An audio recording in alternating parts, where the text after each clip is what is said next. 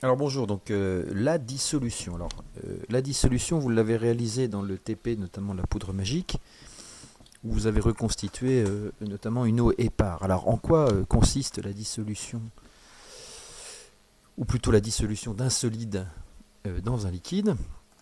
Eh bien, comme nous allons le voir ici, nous allons avec cette animation préparer donc un volume de solution aqueuse donc à base d'eau par dissolution d'une masse de 2,5 g d'un solide. Alors ce solide, ça peut être du sucre, ça peut être du sel, tout composé solide que l'on va trouver en poudre. Donc avant tout, qu'est-ce que c'est qu'une dissolution? C'est réussir à dissoudre une espèce solide dans une solution, donc dans un liquide.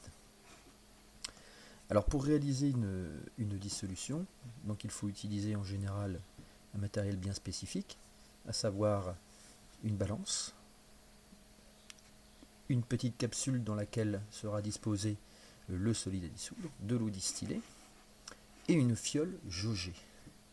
Et là c'est important car une fiole jaugée a la particularité d'avoir un trait à son sommet indiquant le volume correspondant avec une précision très importante. Surtout ne pas prendre des béchères pour réaliser des dissolutions. Le protocole expérimental est assez simple. Il va tout d'abord falloir se servir de la balance, mais avant d'utiliser cette balance, il est nécessaire de la tarer, c'est-à-dire d'éliminer notamment la masse de la capsule. Ensuite, donc mesurer la masse exacte de solide dont on a besoin. Ici, dans cette expérience, 2,5 g. On s'aidera évidemment d'une spatule. Cette masse de 2,5 g sera ensuite disposée donc, dans une fiole jaugée.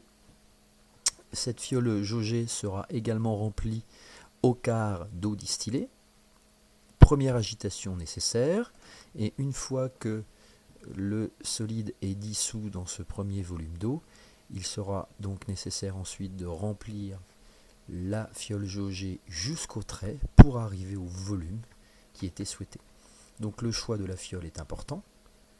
Si vous souhaitez préparer une solution de concentration massique en sel de 2,5 g par litre, il sera préférable de prendre une fiole d'1 litre et d'y disposer 2,5 g.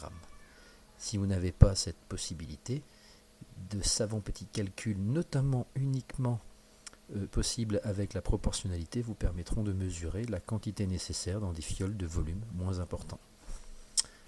Voilà pour la dissolution d'une espèce solide dans un liquide, dans une solution.